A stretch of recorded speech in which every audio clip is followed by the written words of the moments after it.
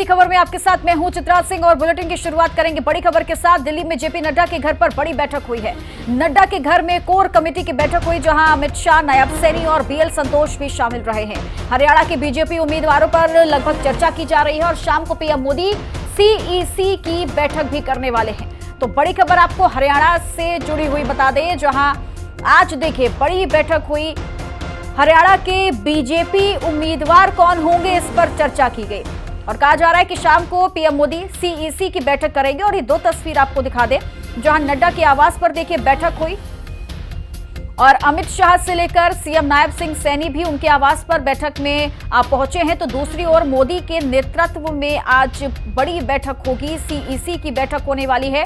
तो दो तस्वीर आपको हम दिखा रहे हैं। पहली तस्वीर में जब जेपी नड्डा के घर पर उनके आवास पर बैठक हुई, तो उस दौरान जितने भी बीजेपी के नेता हैं वो उनके आवास पर जाते हुए नजर आए, उसकी तस्वीर आपको दिखा रहे हैं। तो दूसरी तस्वीर में आपको बता दें कि हरियाणा के उम्मीदवारों पर भी चर्चा हुई है और मोदी के नेतृत्व में सीईसी की बैठक भी होगी।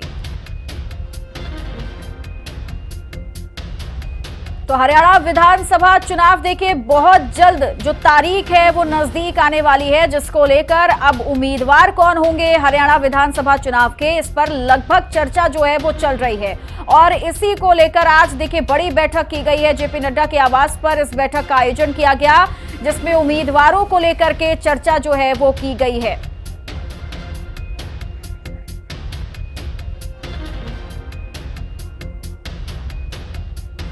तो बीजेपी कोर कमेटी की बैठक हुई और कौन कौन लोग मौजूद रहे हैं ये भी आपको जल्दी से ग्राफिक्स के जरिए बता देते हैं। जहां इस बैठक में बीएल संतोष, राष्ट्रीय संगठन महासचिव बीजेपी के शामिल रहे। धर्मेंद्र प्रधान, चुनाव प्रभारी हरियाणा के, वो भी शामिल रहे। बिप्लब कुमार देव, चुनाव से प्रभारी हैं हरियाणा के, वो भी शामिल रहे। मुख्यमंत्री नायब सिंह सैनी, मोहन लाल बडौली प्रदेश अध्यक्ष हैं और मनोहर लाल पूर्व मुख्यमंत्री, वो भी शामिल रहे।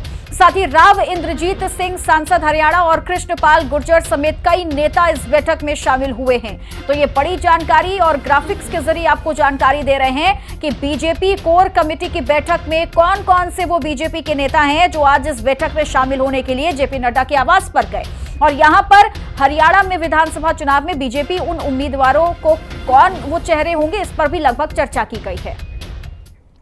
और बीजेपी से जुड़ी एक और बड़ी खबर है, जहां 23 मौजूदा विधायकों के टिकट कट सकते हैं। सूत्रों के हवाले से ये बड़ी खबर आपको बता रहे हैं, जहां सांसदों के भी टिकट बीजेपी काट सकती है। और ये कहा जा रहा है कि सांसदों को भी बीजेपी टिकट इस बार दे सकती है। सूत्रों के हवाले से ये बड़ी खबर है। बीजेपी ने सांसदों को तैयार रहने के भी निर्देश दिए हैं। तो बड़ी खबर ये आपको बता रहे हैं, जहां चुनाव लड़ने के लिए तैयार रहने के निर्देश बीजेपी की ओर से सभी सांसदों को भी कहा गया है। और इसी खबर पर तमाम जानकारी देने के लिए दिल्ली से समीक्षा हमारे साथ जुड़ चुकी हैं। समीक्षा, ये चर्चा काफी दिनों से थी कि चुनाव से पहले पहले कई लोगों के और कई ऐसे एमएलए हैं जिनके टिकट कट सकते हैं, क्या जानकारी? और देखिए, आज जो बैठक जेपी नड्डा के आवास पर सुबह से शुरू हुई, उससे सियासी गलियारों में हलचल तब तेज हो गई जब खबर ये सामने निकल कर आई कि 23 विधायकों के टिकट इस बार काटे जा सकते हैं।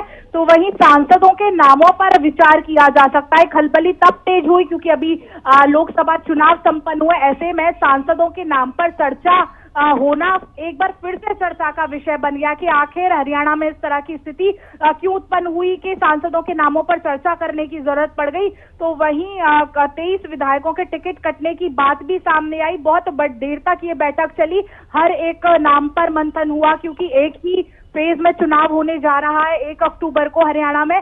तो ऐसे में हर एक एक सीट को लेकर के बीजेपी कोई कसर नहीं छोड़ना चाहती कि वहां पर कोई ऐसे किसी गलत उम्मीदवार या किसी गलत नाम का चयन करे। हर एक पहलू को ध्यान में रख करके उम्मीदवारों के नामों पर मंथन किया गया। आला अधिकारी मौजूद थे, हरियाणा के मुख्यमंत्री नायब सिंह सैनी, पूर्व मुख्यमंत्री मनोहर लाल खट्टर, मंत्री राव इंद्रजीत सिंह, कृष्णपाल गुर्जर और हरियाणा बीजेपी अध्यक्ष मोहन लाल बडौली सहित तमाम आला कमान मौजूद थे। काफी दिग्गज लोग मौजूद थे और हर एक एक नाम पर महीनता से चर्चा की गई कि कौन नेता किस क्षेत्र में अपना रुतबा रखता है, किसका लोग सुनते हैं, किसका नेम है, किसका फेम है, हर एक एक बारीक पहलुओं पर चर्चा करके आज ये पूरी बैठक हुई है। लेकिन सबसे बड़ी बात ये चर्चा भी की जा रही है कि एक तरफ तो सांसदों को तैयार रहने के लिए कहा गया, यानी निश्चित तौर पर यह भी है कि भाई सांसदों को भी टिकट मिल सकता है, लेकिन दूसरी ओर कई ऐसे एमएलए भी हैं जिनका टिकट कट सकता है। ये सिर्फ और सिर्फ एंटी इनकम्बेंसी को ध्यान में रखते हुए देखा जा रहा है या फिर कोई अन्य कारण भी हो सकता है?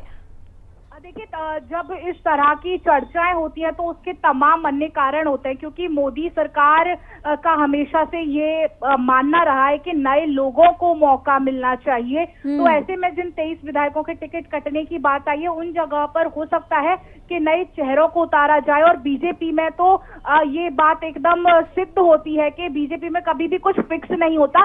ऐसे अनएक्सपेक्टेड लोगों को लाया जाता है, ऐसे अनएक्सपेक्टेड नाम लाए जाते हैं जिनके बारे में लोग कभी सोच भी नहीं सकते। तो शायद ये इन्हीं की वो बात है कि ऐसे नए चेहरों को लाने की इस बार बात होगी।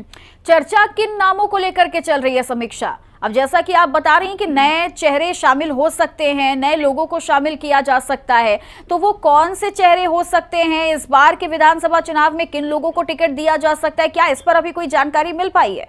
देखिए, नाम अभी उजागर नहीं किए गए हैं, और हालांकि नामों पर चर्चा जरूर इस मीटिंग में की गई है, लेकिन अभी नाम सामने नहीं आए हैं।